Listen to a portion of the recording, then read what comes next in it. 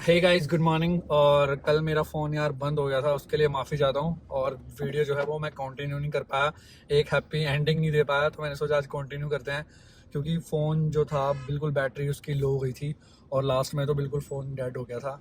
And हमारे पास जो power bank था उसकी भी जो बैटरी की पावर है वो भी ख़त्म हो गई थी और उधर कोई ऑप्शंस नहीं थे चार्ज वगैरह करने के। तो मैंने सोचा कि एक वीडियो बना लेता हूँ और जो जो मेजर पॉइंट्स थे जिनका आपको ध्यान रखना है वो सब चीज़ें मैं आपके साथ एक बार दोबारा से शेयर कर देता हूँ। और मुझे लगता है ये जंगल है तो वीडियो जो है ब्लैक ना आ रही हो, थोड़ा सा कैबिन में लाइट आ जाएगी। तो हमने क्या किया, कल हम लोगों ने जैसे ही ट्रैक ख़त्म किया हम लोग उधर से निकले। हमने सोचा थोड़ा सा इधर चलकर रूम वगैरह ले लेंगे, उससे ये भी पता चल जाएगा कि किस तरह के ऑप्शंस हैं, उनका टैरिफ फेयर क्या है, मतलब क्या क्या लाइक फैसिलिटीज़ मिलेंगी। तो वहाँ से निकलने के बाद कुछ कुछ कैंप्स पड़ते हैं डिस्टेंसेस पे, उनका सेम फेयर है। तो 1200 बोलेंगे, 1000 रुपये में आराम से दे देंगे फॉर सिंगल पर्सन। और उसमें डिनर इंक्लूड होगा विद ब्रेकफास्ट। तो ये दो चीज़ें इंक्लूड होंगी। एंड कल हमने फिर 10-15 किलोमीटर हम आगे आ गए थे इस साइड। तो यहाँ पे दो होटल पड़ते हैं, एक पे हमने यहाँ पे स्टे किया होता, आई थिंक होटल व्यू है, उसका मैं क्लिप ऐड करूँगा। एंड उसके साथ एक और होटल है, I think bunker cafe house something. तो वो थोड़ा सा लग्जरी साइड आ जाता है, लाइक प्रीमियम साइड आ जाता है। उसके जो रूम्स थे वो बहुत सही थे, वहाँ पे आपको पूल वगैरह मतलब गेम्स वगैरह रखी हुई थी उन्होंने ना। और उसका टैरिफ भी ज़्यादा था, कितना था अप्रोक्स 4000 पर रूम का उसका फेयर था। तो बट वहाँ पे रूम्स ऑलमोस्ट फुल थे। तो उसके साथ में ये होटल व्यू था ना, होटल व्यू था उसका नेम। एंड वहाँ पे हमने सिंगल रूम लिया क्योंकि सिंगल रूम ही अवेलेबल था, एक मैट्रेस ऐड करवा दिया था। तो उन्होंने सिंगल रूम हमें 1800 रुपीज़ का दिया, and excluding breakfast and dinner. और बिल्कुल भी नेटवर्क नहीं है इस साइड, जैसे आप उधर से निकलोगे ना बिल्कुल नेटवर्क नहीं है। कल जहां हम टेंट में स्टे किया हुआ था वहां थोड़े बहुत नेटवर्क आ रहे थे एयरटेल एंड जियो के, बट इस साइड जंगल की साइड बिल्कुल भी नेटवर्क नहीं आएगा आपका, चाहे पोस्ट पेड सिम हो चाहे प्रीपेड। और जियो वो एयरटेल किसी चीज़ के भी नेटवर्क नहीं आ रहे थे। तो नेटवर्क का थोड़ा इशू रहेगा रहेगा। तो मैंने सोचा कि ठीक था, मतलब एक अलग एक्सपीरियंस हो गया और ये भी पता चल गया कि कितने कितने ऑप्शंस हैं। तो होटल से रिलेटेड ये था कि अगर आप इधर आने का प्लान कर रहे हो तो ट्राई करना कि जितना जल्दी आओगे उतने जल्दी आपको होम स्टे टेंट इन सब चीज़ों के ऑप्शंस मिल जाएंगे और आप बार्गेनिंग उसी अकॉर्डिंग कर सकते हो। और जितना लेट जाओगे उतने वो ज़्यादा आपको चार्जेस बताएंगे। एंड उसके साथ साथ फिर ये होता है कि अवेलेबिलिटी भी नहीं होती, जैसे कई लोग रात को पहुंच रहे थे तो वहाँ पे रात को ऑप्शंस नहीं मिलते। तो ट्राई करना जल्दी आना। तो अब मैं रोड्स की बात कर लेता हूँ कि अगर कोई न्यू ड्राइवर है उसके लिए थोड़ा सा डिफिकल्ट हो जाएगा इधर आना।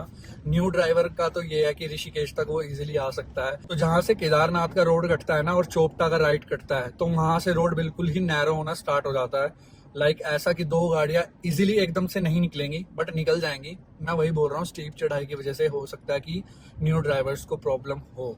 तो रोड की बात ये थी कि आ सकते हो बट थोड़ा सा रहता ही है, वो हर जगह ही रहता है, माउंटेन्स पे या कहीं भी आप हिल स्टेशन पे जा रहे हो ना। एंड ग्राउंड क्लियरेंस की कोई दिक्कत नहीं है, मतलब एज सच थोड़े थोड़े रफ पैच मिले थे, वो भी कंस्ट्रक्शन चल रही थी यहाँ जहाँ पे लैंडस्लाइड हो रखी है। जैसे ही आप ऋषिकेश से निकलते हो तो आप किसी भी कार में इजिली आ सकते हो, तो कार का भी कोई इशू नहीं है। तो अब बात कर लेते हैं कितने दिन यहाँ पे लगेंगे। तो सपोज करो आप दिल्ली से आ रहे हो या फिर चंडीगढ़ से आ रहे हो, क्योंकि दिल्ली चंडीगढ़ एक ही उसमें पड़ता है कि डिस्टेंस जो है वो सिमिलर रहेगा। तो उसमें ये रहेगा कि अगर आपके पास 2-3 ड्राइवर्स हैं, मिनिमम 2, तो आप वन शॉट में आ जाओगे कि हाँ एक ही बारी में आपने कवर कर लिया चंडीगढ़ से ये चोपटा या फिर दिल्ली से। अदरवाइज अगर आप ज्यादा ड्राइविंग नहीं करते हो फिर आपको एक जो स्टॉपेज है वो लेना ही पड़ेगा, तो वो आप ऋषिकेश में ले सकते हो और वहां पे भी अपना एक दिन स्पेंड कर सकते हो। तो 2 दिन आपको इजीली लगेंगे, क्योंकि हमने जब अपनी जर्नी स्टार्ट की थी वो की थी रुड़की से। तो रुड़की से हमें यहाँ पहुंचने में 8.5-9 घंटे लग गए थे, और जिसमें हमने 30 to 45 मिनट्स का ब्रेक लिया था, एक ही ब्रेक लिया था। तो इतना टाइम लग गया था। तो वही बोल रहा हूँ, जैसे दिल्ली से आ रहे हो या चंडीगढ़ से आ रहे हो तो 12-13 घंटे आपको इजीली लगेंगे। तो सपोज करो कि आप अर्ली मॉर्निंग आ जाते हो 7 बजे 8 बजे 9 बजे तक और आपकी बॉडी में एनर्जी है, तो मैं रिकमेंड करूंगा कि आप सेम डे ही ट्रैक पे निकल जाओ। ट्रैक पे आपको, मैं एक एवरेज बता रहा हूँ, एक नॉर्मल जो नॉन ट्रैकर्स होता है जैसे हम लोग थे, आने जाने में अप्रोक्स 5 से 6 घंटे लगेंगे मिनिमम, है ना। चढ़ने में टाइम लगेगा बट उतरने में ये है कि 1-1.5 घंटे में आप इजीली उतर सकते हो। एक सेकंड यार, मैं रोड देख लूँ, सीधा ही चलना है ना। तो ट्रैकिंग का ये है कि 6 से 7 घंटे आप मान के चलो इजीली आपको लगेंगे। तो वही अगर एनर्जी है बॉडी में तो सेम डे ट्रैकिंग पे निकल जाओ और अपना शाम को रात को आकर यहाँ पे स्टे कर लो। टेंट्स वगैरह में पहले ही बुक करके चले जाओ। जैसे आप ट्रैक करने से पहले वहाँ पे सारे खड़े होते हैं टेंट वाले, होम स्टे वाले, तो उनसे अपनी रूम वगैरह जो भी आपको बुक करना है वो बुक करो और ट्रैक पे निकल जाओ। थोड़ा ईजी रहेगा। तो आके आप अपना सो जाओगे, रेस्ट वगैरह कर लोगे, तो वो एक दिन में आपका जो ये ट्रैक है वो इजीली कंप्लीट हो जाएगा। और अगर आप में एनर्जी नहीं रहती है, सपोज करो 12 बजे आते हो या 3-4 बजे, हम जैसे 4 बजे पहुंचे थे, तो 4 बजे तो जाने का कोई पॉइंट नहीं है क्योंकि रात हो जाएगी। फिर आपको स्टे करना पड़ेगा। एंड अगर आप स्टे करते हो जैसे सेम डे आकर, तो नेक्स्ट डे आप अर्ली मॉर्निंग ट्रैक स्टार्ट करना 6 से 7 बजे सुबह। उससे ये होगा कि आपको ना रश नहीं मिलेगा, आप इजीली धीरे धीरे धीरे धीरे ट्रैक अपना जो है स्टार्ट करोगे और जल्दी पहुंच जाओगे। क्योंकि रश में क्या होता है, कुछ लोग बीच रास्ते में ही खड़े हो जाते हैं, रुके हुए होते हैं, तो आपका भी जो फ्लो बना हुआ होता है ना वो भी खराब हो जाता है और इस वजह से आपको थोड़ा सा टाइम ज़्यादा लगता है। तो अर्ली मॉर्निंग ट्रैक स्टार्ट करना 6 बजे 7 बजे। 7 बजे कर लोगे बहुत सही रहेगा क्योंकि थोड़ा रेस्ट भी मिल जाएगा आपकी बॉडी को। और अगर 6 बजे कर सकते हो 5 बजे तो कोई दिक्कत ही नहीं है। तो ट्रैक स्टार्ट करने से पहले आपको कुछ कुछ चीज़ों का ध्यान ये रखना पड़ेगा कि आपके पास शूज़, अगर ट्रैकिंग शूज़ नहीं है तो ट्राई करना कि शूज़ की जो ग्रिप है वो अच्छी हो, फ्लैट ना हो, जैसे फ्लैट स्नीकर्स होते हैं वो ना हो, क्योंकि पूरे स्टोन्स पत्थर लगे हुए हैं बड़े बड़े रास्ते पे ना, तो थोड़ा स्लिपरी हो जाता है। और स्लिपरी इसलिए कह रहा हूँ मैं, 2-3 दिन पहले यहाँ पे बर्फ़ पड़ी हुई थी तो उसकी वजह से भी जो ग्रास है, पत्थर हैं, वो गीले पड़े हुए थे। तो अच्छे शूज़ रखना, कंफर्टेबल हो। हाइकिंग शूज़ हैं तो आपके पास तो कोई दिक्कत ही नहीं है।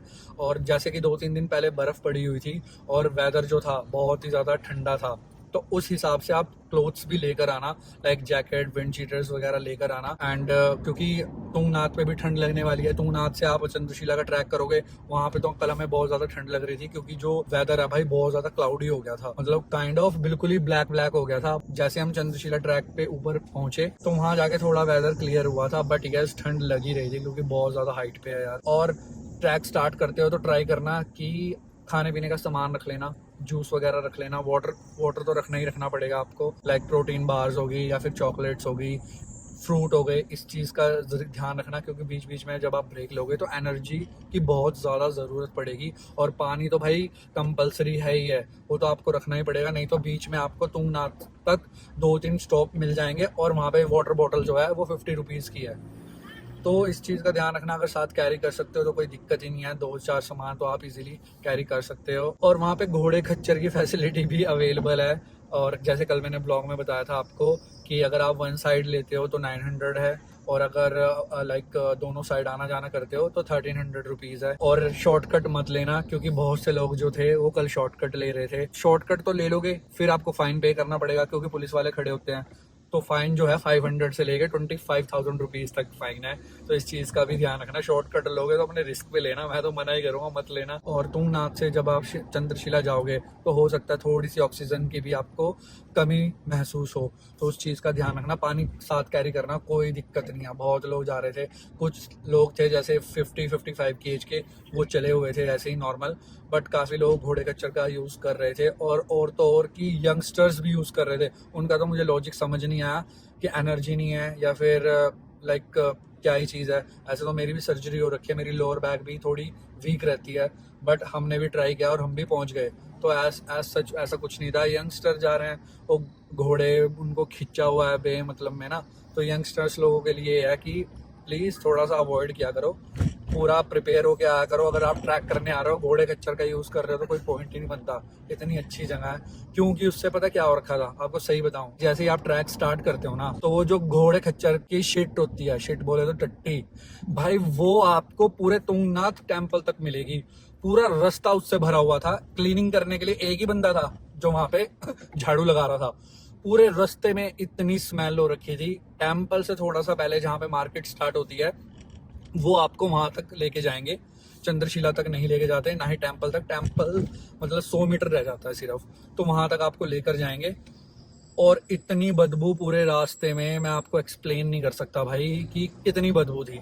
वो तो समहाउ इतनी ब्यूटीफुल प्लेस है और मतलब इतनी अच्छी रिलीजियस प्लेस है, तो बंदा चलता रहता है। अदरवाइज नॉर्मल अगर वो ट्रैकिंग की जगह हो ना, जैसे लाइक टेम्पल ना हो या कुछ ना हो, तो मुझे नहीं लगता जल्दी से लोग वहां पे ट्रैकिंग करेंगे, क्योंकि इतनी ज्यादा बदबू हो रखी थी। और ये मुझे मतलब वो इसीलिए क्योंकि वो लोग उस चीज का यूज कर रहे थे। चलो एल्डर्स ओल्ड एज बंदों के लिए तो चलता है, बट यार यंगस्टर्स, चलो वो एक अलग बात थी। तो आपको घोड़ा खच्चर बिल्कुल ही गेट पे मिल जाएंगे वहां से। और भाई आप लोगों से सबसे एक रिक्वेस्ट है, आपसे भी, और आप जिसको लाइक रिकमेंड करोगे कि वहां जाना है, भाई प्लीज प्लास्टिक वगैरह जो है, कूड़ा कचरा है, आप अपने घर ही छोड़ कर आना उस चीज को। मतलब अभी मैं आपको रिकमेंड कर रहा था ना, प्रोटीन बार, वाटर बोतल, ये वो, भाई वहाँ इतना गंद पड़ा हुआ था साइड्स में। एक तो माउंटेन्स, इतनी अच्छी जगह जा रहे हो और वहां पे लिखा हुआ है लाइक नो प्लास्टिक जोन, उसके बाद भी लोगों ने इतना गंद फैला रखा है। वहां पे बोटल्स पड़ी हुई हैं, रैपर्स पड़े हुए हैं, वहां पे इतनी वाटर बोटल्स ऐसी पड़ी हुई थी साइड्स में, और रैपर्स पड़े हुए थे, सिगरेट्स पड़ी हुई थी, डब्बियां पड़ी हुई थी उनकी। तो यार ये तो बेकार है। एक आप माउंटेन्स पे आ रहे हो जहाँ पे साफ सफाई रखना बहुत ज्यादा लाइक जरूरी है होता है। इस चीज को देखकर बहुत बेकार लगता है कि इधर उधर फेंक दो। अगर पानी की बोतल अगर एम्प्टी हो गई है, भाई बैग में रख लो, उसका तो कोई वेट नहीं होगा ना। अगर वहां फेंक रहे हो, वहां क्लीनिंग का भी इशू रहता है, कौन बंदा कितना ही साफ कर लेगा। इतना ज्यादा गंद पड़ा हुआ था इधर उधर, बट लोग सुनते ही नहीं है। तो प्लीज साफ सफाई का ध्यान रखा करो, बहुत ज्यादा जरूरी है। नेचर को आप खराब कर रहे हो, डिस्टर्ब कर रहे हो, फिर बोल रहे हो कि फ्लड्स आ रहे हैं, अर्थक्वेक्स आ रहे हैं, या जो भी है।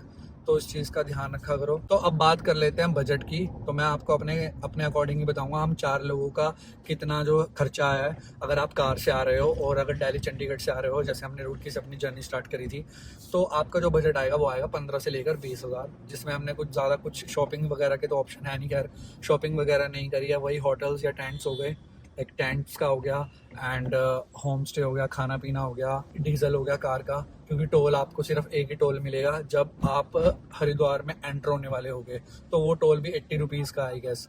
तो 20,000 मान के चलो पर हेड, 5,000 रुपीज़। तो मुझे लगता है ठीक है, 3-4 लोग 5 लोग ग्रुप में आ रहे हैं तो ज़्यादा नहीं है, क्योंकि वहाँ पे ज़्यादा कुछ है नहीं शॉपिंग करने के लिए। वही है, छोटे छोटे लाइक हैंडीक्राफ्ट आइटम्स रखे हुए हैं, और अगर आपके पास विंटर क्लोथ्स नहीं है तो वो उन्होंने रखे हुए हैं, कैप्स रखी हुई हैं, मफलर्स रखे हुए हैं। तो बजट आपका इतना ही आएगा। एंड सपोज करो अक्टूबर का एंड चल रहा है, और मुझे लगता है थोड़े दिनों में स्नोफॉल होने वाला है इधर भी। तो अगर स्नोफॉल होता है तो अच्छे से अपने कपड़े लेकर आना, और शूज़ लेकर आना अच्छे, लाइक ट्रैकिंग शूज़ जो वाटर प्रूफ हों।